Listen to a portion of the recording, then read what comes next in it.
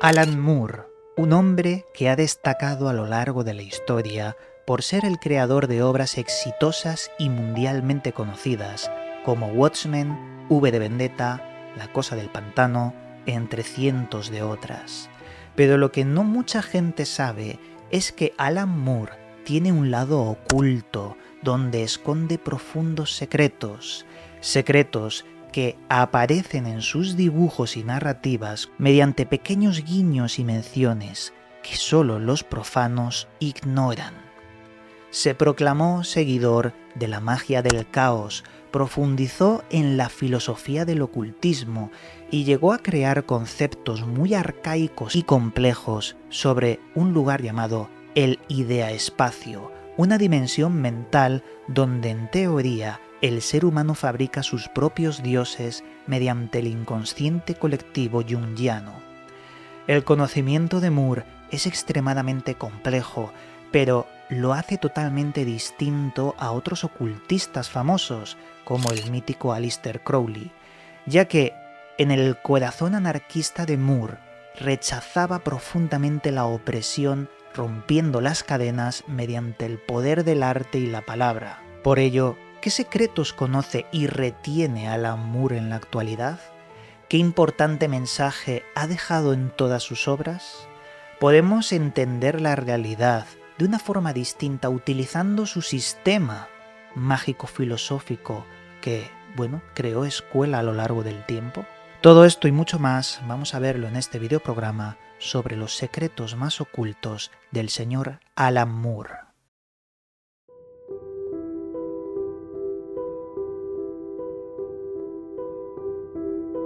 Una parte muy importante que define a Alan Moore es su lugar de procedencia, el lugar donde ha vivido toda su vida, un lugar llamado Northampton, en Inglaterra. Allí Alan Moore nació el 18 de noviembre de 1953 y ya de pequeñito empezó a destacar como un buen estudiante, se le daba muy bien el estudio. Lo que pasa que algo, salió mal, algo se torció, ya que a los 17 años había dejado un poco de lado esos estudios y empezó a hacer otras cosas, digamos que cosas ilegales, como vender sustancias ilegales en el propio colegio. ¿Qué pasó? Pues que fue expulsado del colegio y definitivamente abandonó el estudio académico. Con el tiempo descubrió que su pasión giraba a la construcción de historias mediante el dibujo. Por ello, tras practicar y dibujar cientos de bocetos de las cosas que aparecían en su mente, una empresa lo contrató, una empresa de sonido, paradójicamente, pero él se dedicaba a dibujar varios aspectos de la propia empresa. Él primero tomaba un seudónimo, se hacía llamar Kurt Weill, pero otras veces, cuando dibujaba para otras empresas que fueron contratándolo, tomaba otro nombre, el nombre de Gil Ray, que proviene del nombre Gilles de Reis, un brutal asesino en serie de la época de Juana de Arco, que acabó con la vida de más de 200 adolescentes.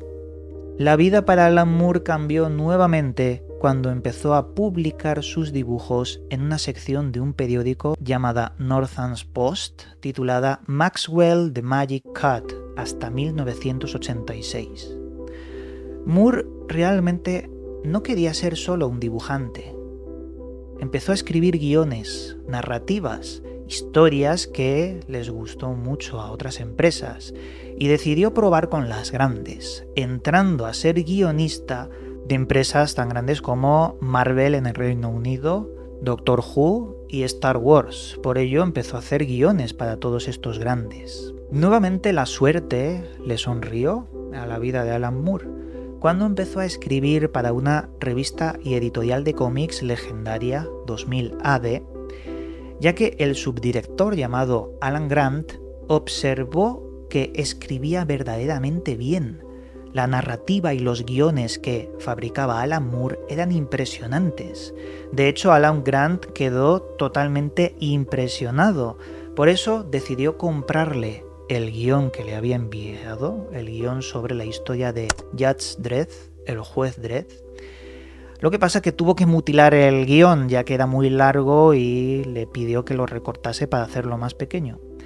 Y así es como empezó a correr la voz por lo bien que había escrito las tramas, el simbolismo y los personajes. Con los años Moore se hizo mundialmente famoso con sus historias. Por ejemplo, creó Watchmen, V de Vendetta, From Hell, The League of Extraordinary Gentlemen y La Cosa del Pantano, hasta que llegó el 2016 y Alan Moore decidió abandonar el mundo del cómic para centrarse en otros proyectos. Como os decía al principio, lo que no mucha gente sabe es que no solo fue mundialmente conocido por sus obras de cómic y ciencia ficción, sino que había algo en él, algo oculto, un conocimiento esotérico que le llevó a crear su propia filosofía de magia, convirtiéndose en un erudito del ocultismo, alguien que de verdad aportó muchísimo a todas esas ideas sobre la construcción filosófica de la magia.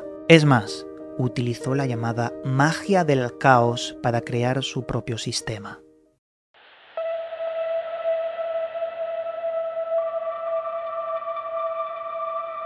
Alan Moore siempre fue una persona muy inteligente y curiosa. Se sentía atraído por el misterio, sobre todo por la parte más oculta de la mente humana. En la década de los 90 se metió de lleno en el estudio de la llamada magia del caos, cambiando por completo su estilo de vida. La magia del caos tiene muchas variantes e inicios complejos. El más aceptado proviene del artista y ocultista llamado Austin Osman Spare, que, como mención especial, le dedicamos un videoprograma aquí en Gran Misterio donde abordamos los aspectos más importantes de este señor y lo que hizo. Pero básicamente, Austin Osman Spare fue un notable pintor que utilizaba estados de trance para crear sus obras en una especie de pintura automática. Él pintaba seres de otros planos y conceptos que trascendían la consciencia humana.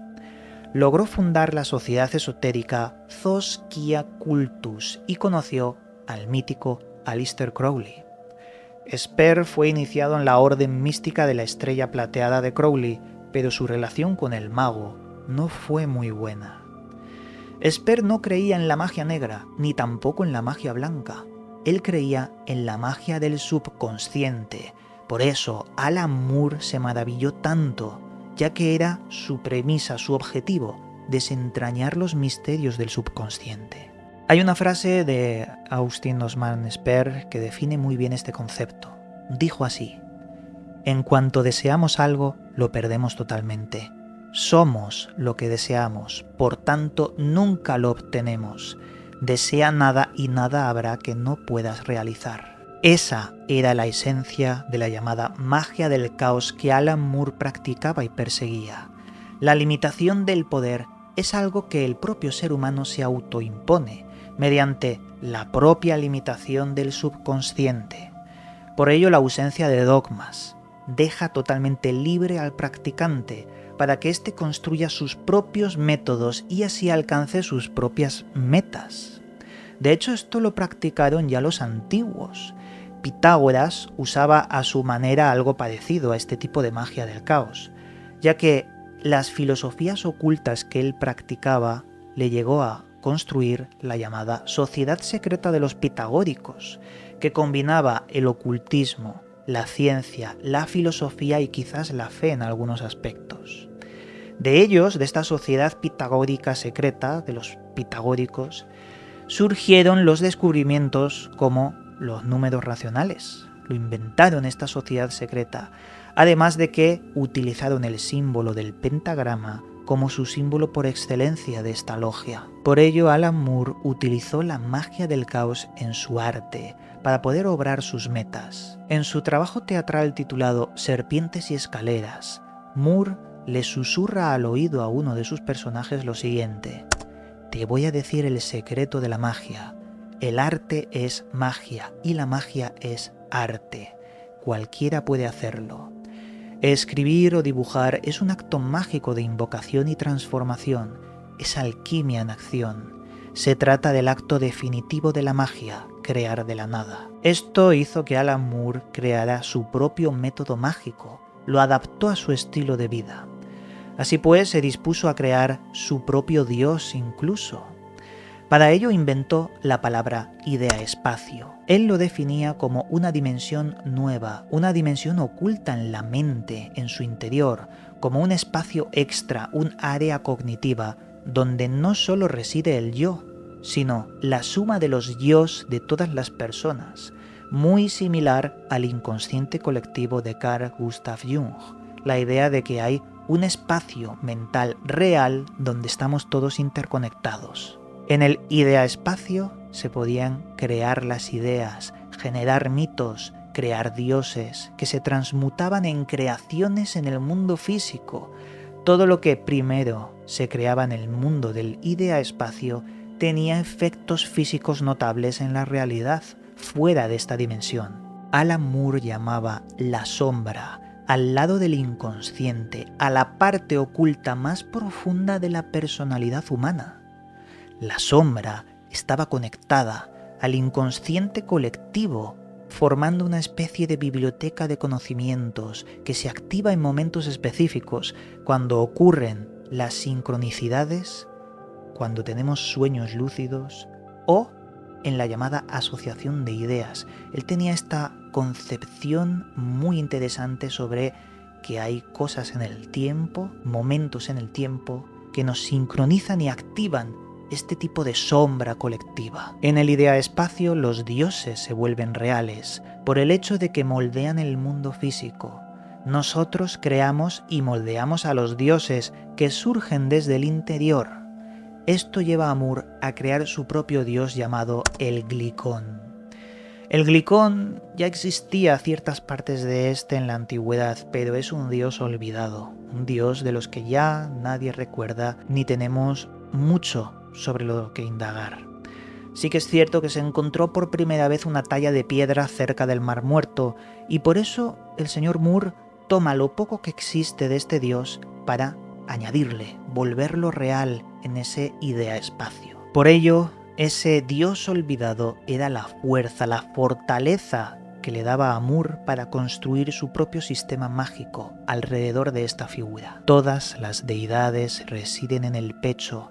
Los dioses son ideas, y si tu dios resulta ser un fraude, no desesperes. Ese fraude sería tu aliado. Y este concepto es muy difícil de entender, pero nos expande la mente cuando observamos las religiones del mundo. Él habla de ser claro, de tener la verdad por delante en cuanto a entender a los dioses y las religiones. Porque caer en la fe ciega de que va a venir un dios a salvarte es caer en una amarga desdicha, porque ese Dios es un invento del hombre. Pero eso no quiere decir que sea falso, ni que no exista o no debamos darle poder, ya que es un constructo mental que obra efectos físicos y cambios en la sociedad. Él quería ese poder, y ese poder lo moldeó en esa dimensión mental que descubrió. Moore ha sido definido como un mago anarquista, ya que rechazaba por completo la idea de la opresión. Por ello, la creencia de una misión u objetivo mandado por Dios, un profeta, para él era un signo de opresión, utilizado para manipular las masas. Esto es lo que le diferenciaba del ocultista Aleister Crowley, por lo que Alan Moore era un Crowley sin látigo, que se podía definir con la frase «no hay más autoridad que la de uno mismo», aludiendo a los secretos del árbol de la vida en la Cábala, ya que ahí se abandona el ego para ser libre. Hablar sobre Alan Moore, su conocimiento más esotérico ocultista, es extremadamente complejo. Si os ha gustado este videoprograma, lo podemos tomar como efectivamente una toma de contacto para hacer otros, desmenuzando esa tesis y quizás filosofía de Moore, filosofía mágica, en otros videoprogramas. Pero, de momento, este sería el videoprograma base, donde os he contado un poquito quién fue Alan Moore y sus dos legados, el de los dibujos, el cómic, las buenas historias, y luego el de la magia del caos y su método para transmutar la realidad. Si queréis más partes, más conceptos sobre Moore, hacérmelo saber en la caja de comentarios, y también si os gusta este formato, que ya sé que sí, pero lo voy a hacer intercambiándolo con el formato antiguo, para poder hacer más videoprogramas.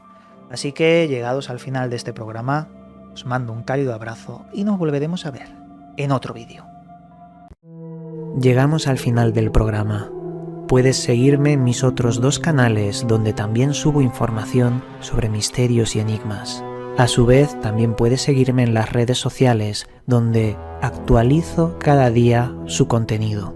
Que las estrellas guíen vuestro camino. Hasta pronto, amigos.